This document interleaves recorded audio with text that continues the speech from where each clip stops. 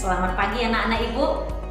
Puji Tuhan, pagi hari ini kita boleh kembali diberikan Tuhan kesehatan, kekuatan untuk memulai pelajaran kita. Kita siapkan hati kita untuk berdoa, lipat tangan, tutup mata, tundukkan kepala, kita bersatu di dalam doa. Terima kasih Tuhan buat kebaikan-Mu di dalam kehidupan kami. Hari ini kami mau memulai pelajaran kami. Tuhan berkati anak-anak-Mu yang sudah siap untuk belajar hari ini. Tuhan yang menjagai hati dan pikiran mereka. Terima kasih Tuhan Yesus, dalam nama-Mu kami berdoa dan bersyukur. Amin. Baik anak-anak, kita akan masuk ke dalam pelajaran agama Kristen kita. Allah menciptakan keberagaman flora. Luar biasa, Tuhan itu baik dalam hidup kita. Dia menciptakan tumbuh-tumbuhan untuk bisa kita nikmati. Keragaman flora di Indonesia. Kejadian 1 ayat 11 berbunyi, hendaklah tanah menumbuhkan tunas-tunas muda, tumbuh-tumbuhan yang berbiji, segala jenis pohon, buah-buahan yang menghasilkan buah yang berbiji, supaya ada tumbuhan di bumi. Demikian pula tanah di Indonesia. Allah menganugerahi Indonesia dengan iklim tropis, air hujan, dan sinar matahari yang diperlukan tumbuhan untuk bertumbuh tersedia berlimpah di Indonesia. Tak heran, tanah di negara kita sangat subur. Beragam flora yang mengagumkan tumbuh di Indonesia. Beberapa contoh tumbuhan buah adalah tumbuhan buah manggis, durian, rambutan, salak, dan duku. Wow, ini adalah buah-buahan yang sangat enak sekali. Contoh tumbuhan bunga khas di Indonesia antara lain tumbuhan bunga bungur, bunga api Papua. Bahkan ada pula tumbuhan berbunga atau tumbuhan buah yang hanya ada di wilayah tertentu di Indonesia.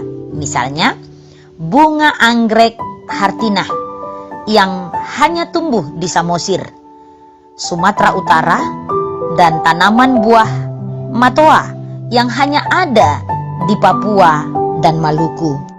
Ada juga buah menteng, bijinya besar, dagingnya sedikit, rasanya asam. Buah ini banyak kita temukan di daerah Bogor dan sekitarnya. Di Jawa Tengah, buah ini disebut buah mundung. Sayangnya, sejumlah tumbuhan buah dan bunga di Indonesia dinyatakan langka dan terancam punah. Misalnya, tanaman bunga Padma raksasa, kantong semar, pohon ulin. Kalau yang ini namanya sama dengan nama alat musik yang sering disebut di Alkitab. Ya, namanya buah kecapi. Dagingnya manis dan masam.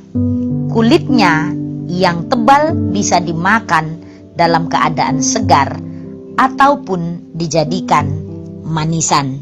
Luar biasa ya, Tuhan kita itu menciptakan keberagaman flora di Indonesia yang buah-buahnya bisa kita nikmati sehingga tubuh kita menjadi sehat. Itulah hebatnya Tuhan kita. Apakah manfaat flora bagi kehidupan manusia? Ayah Lydia senang bercocok tanam. Ia menanami halaman belakang rumah dengan bermacam-macam tumbuhan sayuran seperti wortel, buncis, bayam, dan tumbuhan buah-buahan seperti mangga, jambu, dan pepaya. Berkat hasil kebun, ia dan keluarganya bisa makan sayur dan buah segar setiap hari. Tubuh mereka menjadi sehat dan kuat, tepat seperti yang difirmankan Allah saat menciptakan. Kejadian 1 ayat 29. Lihatlah, Aku memberikan kepadamu segala tumbuh-tumbuhan yang berbiji di seluruh bumi dan segala pohon-pohonan yang buahnya berbiji, itulah akan menjadi makananmu. Allah menciptakan tumbuh-tumbuhan tidak hanya untuk manusia. Kejadian 1 ayat 30 menyatakan bahwa segala tumbuh-tumbuhan hijau menjadi makanan segala binatang. Tumbuh-tumbuhan hijau di darat juga bermanfaat sebagai penghasil oksigen bagi manusia dan binatang. Itulah sebabnya hutan di Indonesia disebut paru-paru dunia. Sementara itu, oksigen di dalam laut dihasilkan rumput laut. Berkat oksigen, ikan-ikan dapat hidup. Selain menghasilkan makanan, tumbuh-tumbuhan juga menjadi sumber penghasilan bagi manusia. Petani padi, petani buah, petani sayuran mendapat uang dari penjualan sebagai hasil panen mereka. Dalam Mazmur 104 ayat 16-17 dan Lukas 13 ayat 19 menyatakan bahwa burung-burung membuat sarang di pohon. Serupa dengan itu, tumbuhan, terutama pepohonan yang berdaun lebat, bermanfaat sebagai peneduh dari terik sinar matahari. Ingatkah kamu cerita tentang Yunus, dahan pohon jarak di dalam Yunus pasal 4 ayat 6-8? Yunus bersuka cita saat Allah menumbuhkan sebuah pohon jarak melampaui kepalanya. Pohon itu menjadi tempat Yunus bernaung dari terik matahari. Yunus menjadi bersedih ketika pohon itu layu sehingga terik matahari menyakiti kepalanya dan membuatnya menjadi lesu. Yah, ternyata flora itu memiliki manfaat yang banyak dalam kehidupan kita. Yang pertama tadi, manfaatnya adalah menghasilkan bahan makanan bagi kita. Selain itu juga menghasilkan oksigen. Dan ditambah lagi, flora atau tumbuh-tumbuhan itu bisa juga menjadi sumber penghasilan dan membuat kita bisa berlindung dari panas matahari. Luar biasa ciptaan Tuhan. Tuhan itu sungguh menakjubkan.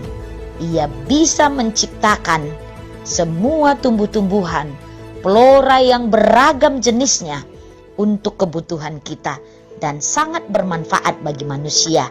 Mari anak-anak ibu sekalian, kita tetap bersyukur karena Tuhan Allah yang sudah memberikan segala yang terbaik dalam kehidupan kita.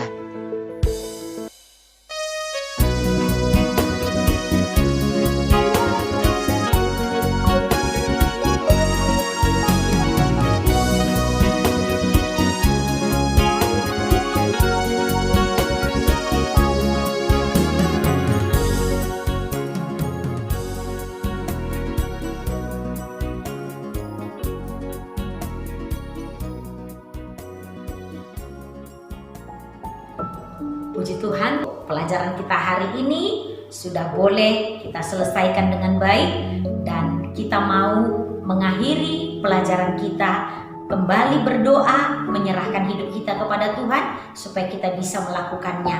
Mari kita bersatu di dalam doa. Terima kasih Tuhan Yesus yang baik buat pelajaran kami hari ini. Biarlah kami boleh melakukan firman-Mu, boleh mengerti kehendak-Mu di dalam kehidupan kami. Berkati anak-anak-Mu, berkati kesehatan mereka, berkati juga orang tua mereka. Terima kasih Tuhan Yesus yang baik. Di dalam nama-Mu kami berdoa dan bersyukur. Amin. Ya, kita bersyukur hari ini kita sudah boleh menyelesaikan pelajaran kita. Kita tetap semangat, jaga kesehatan, tetap sukacita, rajin berdoa, dan baca Alkitabnya supaya kita juga boleh menjadi anak-anak Tuhan yang menyenangkan hati Tuhan.